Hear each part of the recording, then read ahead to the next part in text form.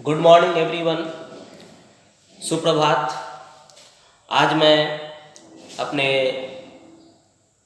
द्वितीय वर्ग में उपस्थित हूँ।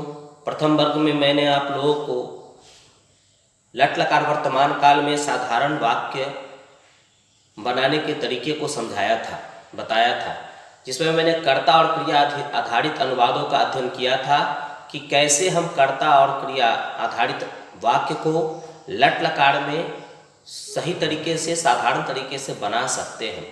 उसी क्रम को आज आगे बढ़ाते हुए हम अपने अगले अध्याय अर्थात कारक में चलेंगे।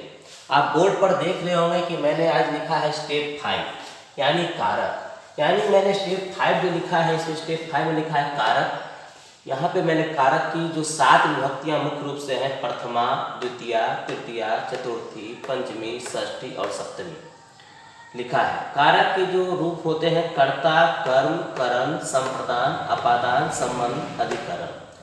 चिन्ह में मैंने लिखा है कर्ता ने, और यहाँ पर देखिएगा, यहाँ पर मैंने लिखा है शून्य यानी 0, यानी कर्ता का पहचान ने से भी होता है, और यदि ने नहीं है तो क्रिया के आधार पर पता चलता है कि वाक्य में कर्ता कौन है। कर्म में चिन्ह को भी लगता है और कभी कभी नहीं भी लगता है। करण का पहचान होता है से और के द्वारा से। संप्रदान का पहचान होता है के लिए से। अपादान का पहचान होता है से जुदाई, माने जब देखिए यहाँ भी से है और यहाँ भी से है, लेकिन यहाँ पे है जुदाई, लेकिन यहाँ पर ऐसा कुछ नहीं है। संबंध का के की, संबंध का पहचान होता है का के की। अधिकरण का मतलब होता है में और पर। तो ध्यान देने की जरूरत है कि कारक में मुख्य रूप से 7 व्यक्तियां हैं, 8वीं एक संबोधन होती है, लेकिन इसका वर्तमान में इसकी कोई उपयोगिता नहीं है आज के वर्ग में। तो देखेंगे कि कारक में कर्ता ने कर्म को करण से, संप्रदान के लिए अपादान से, यहाँ पे मैंने बताया है संबंध काके की, अधिकरण में पर। यहाँ पर मैंने इसका संस्कृत लिखा है कि जब किसी भी शब्द के अंत में ने लगा रहे उसमें यहाँ पे विसर्ग लगाएंगे, को लगा रहे तो म लगाएंगे, से या के द्वारा रहे तो एन लगाएंगे, के लिए रहे तो आ की मात्रा य आया लगाएंगे, से जुदाई रहे तो आत लगाएंगे, का के की रहे तो स्या लगाएंगे, में और पर रहे तो ए की मात्रा लगाते हैं। इसको हम लोग प्रतिदिन 1 से 2 दिन केवल हम लोग अध्ययन करते अपने फिंगर पे, इस तरह से करके कि कर्ता ने विसर्ग कर्म को म, करण से एन, संप्रदान के लिए आए, अपादान से जुदाई आत, संबंध का के की स्य, अधिकरण में पर एकार। यदि हम ये 2 दिन 3 दिन इसको रिपीट करते हैं तो निश्चित रूप से संस्कृत हमारी देवभाषा है, तो देवभाषा है तो निश्चित है कि हमारे मन में और शरीर के कण में हमारी संस्कृत की कुछ न कुछ ऐसी कण है जो हमारे उपस्थित है। और जल्दी कैसे कहते हैं कि यदि आप पानी गिराते हैं जमीन पे तो कई तरह की जमीन है। अभी हर घर मकान में टाइल्स का भी है, फर्श हो गया है, कहीं पर मिट्टी का है, कहीं पर बालू का है। तो आप देखेंगे कि जब हम फर्श पे पानी गिराते हैं और एक मिट्टी पे गिराते हैं तो आप ही समझ सकते हैं कि पहले कौन जल्दी पानी को सोख लेता है, ऑब्जर्व कर लेता है। निश्चित है, बोलने की जरूरत नहीं है, मिट्टी जो होता है वह जल्दी ऑब्जर्व कर लेता है। यानी हम लोग के शरीर में यह संस्कृत देवभाषा है, तो देवभाषा है तो निश्चित है कि जैसे ही एक बूंद आप शरीर में डालेंगे तो निश्चित ऑब्जर्व कर लेगा। थोड़ी सी परेशानी शुरू में होगी लेकिन तुरंत ऑब्जर्व कर लेगा। लेकिन पक्के पे यानी फर्श पे टाइल्स पे डाल देते हैं तो अभी ऑब्जर्व नहीं करेगा, पता चलेगा बाद में खुद आपको उसे पोंछना पड़ जाएगा, उसे साफ करना पड़ जाएगा। उसी प्रकार संस्कृत में है कि आप यदि संस्कृत को 1 2 और पढ़ते हैं नम ऐसे कर्ता ने विसर्ग कर्म को म, करण से एन, संप्रदान के लिए आए, अपादान से जुदाई आत, संबंध काके की स्या, अधिकरण में पर एकार। तो उसका संस्कृत याद करना भी आसान है। कर्ता ने विसर्ग कर्म को म, करण से एन, संप्रदान के लिए आए, अपादान से जुदाई आत, संबंध का के की स्या, अधिकरण में पर एकार। अब देखिएगा कि कल जो मैंने वर्ग में आपको अनुवाद बनाने का तरीका सिखाया उसमें थोड़ी सी मैंने वृद्धि की है। इसी तरह से हर वर्ग में थोड़ी थोड़ी वृद्धि करता मैं चला जाऊंगा जिससे कि आपको अनुवाद बनाने में दिक्कत ना हो। यहाँ पर मैंने स्टेप 6 लिखा है जिसमें मैंने लिखा अनुवाद कार्य। यहाँ पे मैंने 5 अनुवाद दिए हैं। पहला है वह मोहन से बोलता है, सेकंड तुम घर से जाते हो, मैं वर्ग में पढ़ता हूँ, राम मोहन को देखता है, हम सब राम के लिए हंसते हैं। आपको याद होगा कि पिछले वर्ग में हम लोगों ने क्या किया था कि लट लकार आधारित अनुवाद बनाया था। तो पहला मैं वो स्टेप तय करता हूँ, उसी को मैं पहले प्रारंभ करता हूँ। वह का संस्कृत आपको याद होगा कि स होता है, तो मैंने लिख दिया स। तुम का संस्कृत होता है त्वम, मैंने लिख दिया त्वम। मैं का संस्कृत होता है अहम, पिछले वाले वर्ग में ध्यान से देखिएगा, वहां पे मिल जाएगा अहम। राम का संस्कृत मैंने बताया था राम, राम करता है, देखिए यहाँ पे करता प्रथमा, यानी राम मोहन को देखता कौन है भाई, राम। तो राम करता है, उसमें ने का चिन्ह नहीं लगा हुआ है, तब भी हम विसर्ग लगाते हैं क्योंकि राम करता है। उस प्रकार हम सब का संस्कृत होता है वयम, हमने लिख दिया वयम। इतना तो बनाने में कोई दिक्कत नहीं होनी चाहिए आप लोगों को। अब देखते हैं बीच का क्रम में मोहन है, तो मैंने लिख दिया मोहन, कुछ नहीं, मोहन लिख दिया। घर है तो घर का संस्कृत गृह होता है, लिख लेंगे। वर्ग है तो वर्ग का संस्कृत वर्ग ही होता है, लिख लेंगे।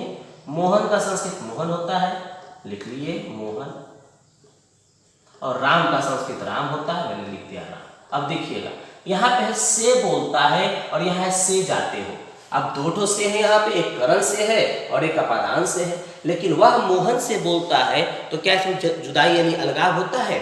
और जब बोलते हैं कि तुम घर से जाते हो, तो जब जैसे बोलते हैं कि तुम घर से जाते हो, यानी जाते हो का मतलब हो गया कि वह घर से जा रहा है, यानी घर से जुदा हो रहा है। तो यहाँ पर जब से जुदा हो रहा है तो यहाँ अपादान से का संस्कृत आप लगेगा, तो गृह में लग जाएगा आ।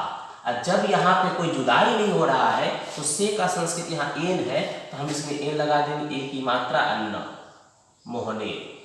और यहाँ लिख देंगे गृहात। वर्ग में, तो मे का संस्कृत देखिए, मे का संस्कृत एकार होता है, तो मैंने कर दिया वर्गे।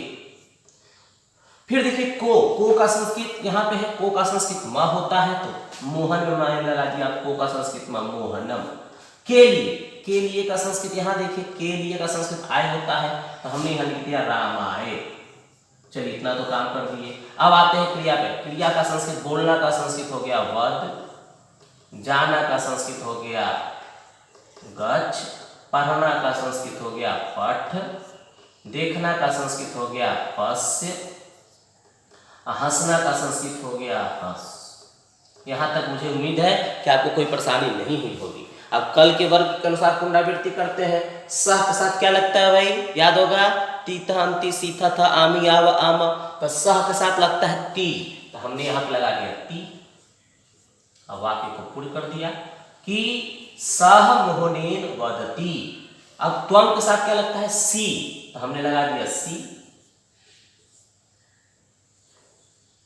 त्वम गृहात गच्छसि, मैं वर्ग में पढ़ता हूं, तो अहम वर्ग, अहम के साथ लगता है आमी, हमने लगा दिया आमी।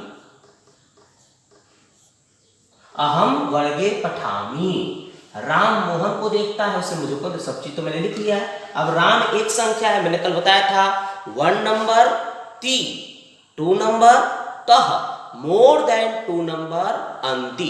तो राम 1 संख्या में है, तो यहां पे हम लगा दिए ती, पश्यति। वयम के साथ लगता है आम, तो मैंने लगा दिया आम। अब देखिए 5 स्टेप में पढ़ने का 6 स्टेप में कैसे बन गया। वह मोहन से बोलता है, सह मोहनेन वदति, तुम घर से जाते हो, त्वम गृहात गच्छसि, मैं वर्ग में पढ़ता हूँ, अहम वर्गे पठामि, राम मोहन को देखता है, रामः मोहनम पश्यति, हम सब राम के लिए हंसते हैं, वयम रामाय हसामा। यही कुछ देर पहले तक लगता होगा कि बनेगा कि नहीं बनेगा, लेकिन देखिए एकदम आसान तरीके से बनता चला जा रहा है। उसी प्रकार से मैंने और भी कई उदाहरण दिए।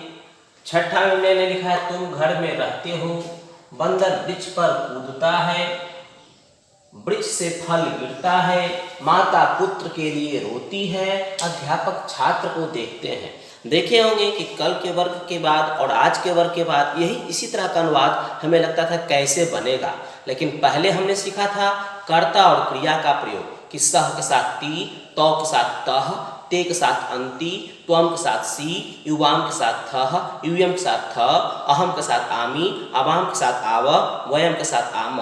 और एक संख्या रहने पर ती, दो संख्या रहने पर तह, दो से अधिक संख्या रहने पर अंति का प्रयोग करते हैं।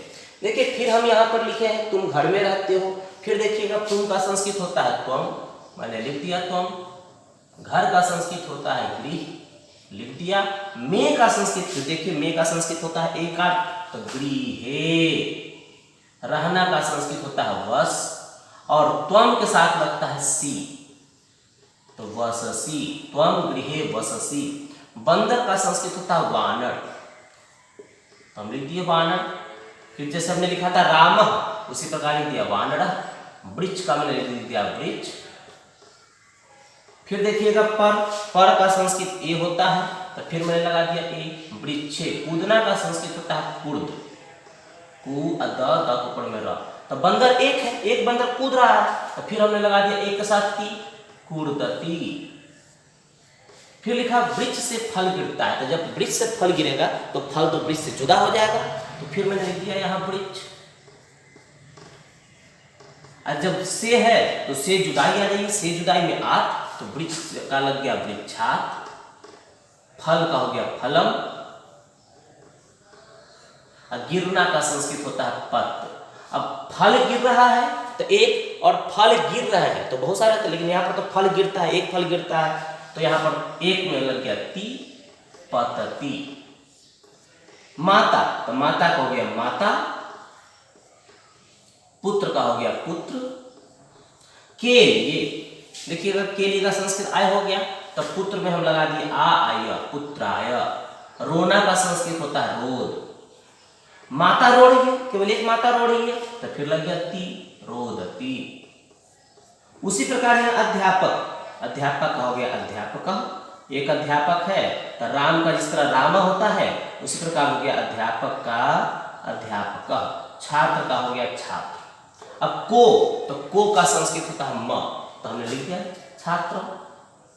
देखना का संस्कृत होता है पश्य, तो अध्यापक एक है, तो फिर मैंने लिख दिया पश्यति।